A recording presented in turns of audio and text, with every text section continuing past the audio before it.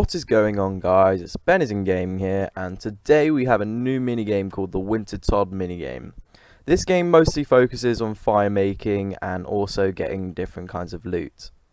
So the requirements for this minigame are to have 60 wood cutting and 60 fire making. Not highly needed, but it's best to have those levels because it might eventually, be a struggle to actually cut down kindling and burn it as quick and efficiently as you can. The items that you will need are a hammer, a games necklace, and a tinderbox. So the games necklace has a new feature now, which you can actually right click to teleport you to this new game, which is outside of this area which I'm in already. So the aim of the game is to basically cut down these roots, which I'm doing right now, and then head over to the brazier, or however you like to pronounce it, and feed it so that the pyromancer, which is the magic guy over there in the orange, so that he may fight off the snowstorm with his fire. So what's also mostly needed is a certain supply of food which will keep you alive, and something that will also keep a good amount of storage in your inventory.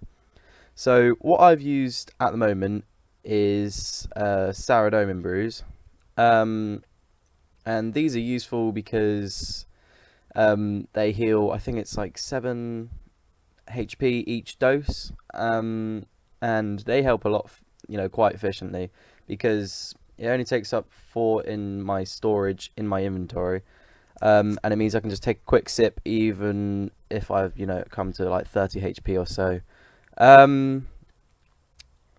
That's the basis of food.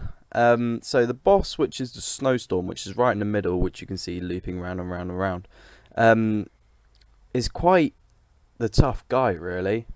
He hits you quite frequently in the 9s if you're around my 80 level HP, and it will hit consistently, but eventually when he gets to a certain stage where he's about to die, it'll eventually stop and you'll stop getting hit.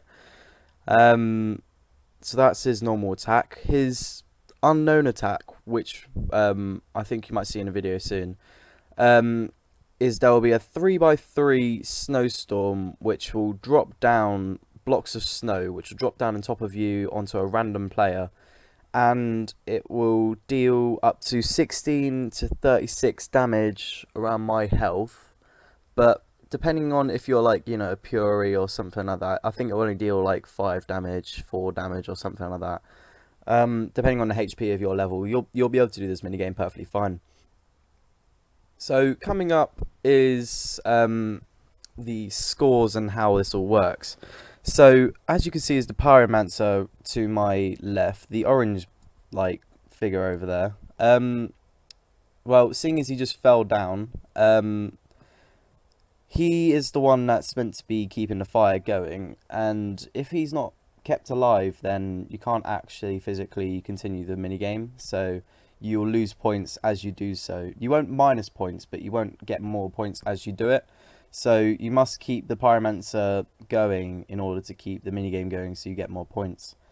So for every route you get from these routes that I'm hacking at right now, you get 10 points for hacking each route, and the recommended amount of points to get the loot that you need is 500 points to get 2 loots in 1 supply crate. If you get below 500 points, you won't get the supply crate, so you must get 500 points or above in order to get the loot that you want. So these pyromancers keep the fire going so that they may attack the enemy. So that's that out of the way.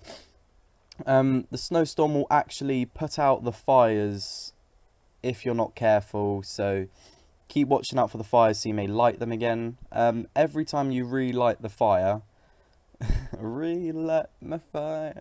But yeah, anyway, so every time you relight the fire, it gives you 25 points, or was it 15? I think it's 25 points each time you relight that fire.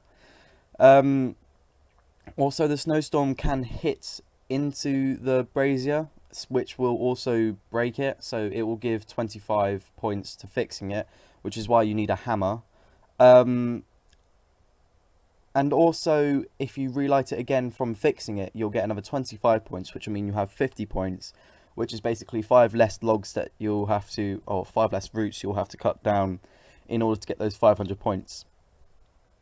So when you're cutting down these roots, when you get to up to 500 points, this will mean that you'll get 1 supply crate with 2 bits of loot in it.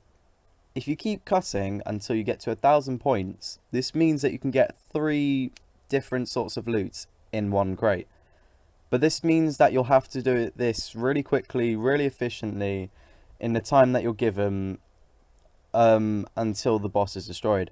As soon as the boss is destroyed, you can no longer continue until the 2-minute mark has gone. I think it's 2-minute mark or 1-minute mark, I'm not quite sure. But the boss will be destroyed after its 100% health has gone down. You'll see in the top left hand corner of my screen. So this boss has 100% energy, or however it's called, and its health goes quite quickly to what I thought. So what you'll need to do is you'll need to attack it as quickly as possible, with as many roots as possible you can burn down. So if you're wondering how to help the healer when it's, well, not the healer, the pyromancer when it needs to be healed, there is some crates when you come in. There are 3 crates to the left and 3 crates to the right. And as you can see, the green potion in my inventory will actually heal him. So as you can see, it's hard to explain. So, okay, so you can get a potion from back there, which is unfinished, and to the north from this view of the camera right now, there will be like a green plant on the right-hand side of the map. So on the east of the map, there will be a green plant which you can pick, which you can actually put in a potion to revive the pyromancer, so he can keep fighting off, and then you can relight the fire. And yeah, it's pretty useful, to be honest, because then you can keep going, you know, lighting your kindling, so. What it also reminded me is of RuneScape 3 when you had to go and do evil trees. Instead of doing evil trees, it's kind of just, instead of, you know, woodcutting, it's fire making instead. It kind of just reminded me, so I thought, you know, it's a pretty good minigame, so why not do it? Anything to catch up on? Oh yeah, if you wish to go from the top left to the top right area, you do need 60 agility to get across. I don't know if you need a herblore level to get the healing potion. I'm not quite sure, but if you do have a good amount of herblore levels, then, you know, I'd suggest to heal him when he needs it. Yeah, so this is just me trying to get to 30. So this is a 3x3 snow which hits the man right here. He almost did die. I did talk to him and he went, "Oh yeah, I only went down to 1 HP," and I went, "Oh shit, that's close." And yeah, the surprising amount of damage that's dealt to you is quite scary, because you can actually die and then you'll have to respawn and you have to have, you know, do the minigame all over again. So recommended to bring Sarah Brews, and if you have the prayer redemption, I'd recommend to keep that on, so that when you do go back to your bank, you can either use a prayer potion or you can use a house teleport to your altar and then tele back to the game. Or the third option, you can always go to Clan Wars, run into the portal, run out again, grab your supplies, bank your supplies, the other way around, bank your supplies and then grab your supplies, and then come back to the minigame with the game's necklace. But I think that's a lot more expensive than just running to the bank and then not actually using redemption and just using Sarah Brews, because it cost me, well, Sarah Brews are like, I don't know, they're about 5k now because they've dropped so much in the bank. So I'm using about 5k each run, but I'm making about 50k each profit. Because the amount of Raynar seeds, Snapdragon seeds, and tree seeds like yew seeds and maple seeds and magic seeds, they're all coming together, but they're going to crash in a G so quickly. It's going to be absolutely terrible. But it is a good money-making method for the time being. But soon, eventually, you know, we're going to basically crash on yew trees and like magic trees and all that lot. And farming is just going to be so much easier. You know, so many people are going to get 99 farming so much. Like, it's just going to be so easy for them to get. But apart from that, yeah, that about covers most of the video.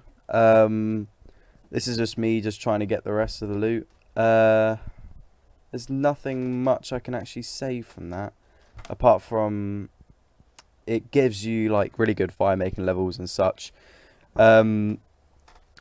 So far I've got from fire making level 64 to level 73 in half an hour from this mini game, and it's really surprising. You know, it's got me the right levels that I need, and you know, it's helped me out a lot. So I'm just about to get the new loot that I'm about to get, and I should be able to collect it now. I think it's like 5 diamonds and something. Yeah, 5 diamonds and some gold. It's pretty good loot. It gets you pretty good money if you really want it, if you really need it. So yeah, coming out of here, there is a bank you can actually access, which you can actually put your loot back in. So this is my way of making, you know, money and getting fire making level. I hope you all enjoyed it. Please comment, like, subscribe, and thumbs up the video if you can. You know, and do the rest of the videos for the rest of my videos, and see all the progress I'm making. But yeah, if you have any questions, do comment down in the video. I do answer them. So yeah, thank you for watching my video, and I will continue to do this game. So thank you very much, all of you, and yeah, cheers, thanks, peace.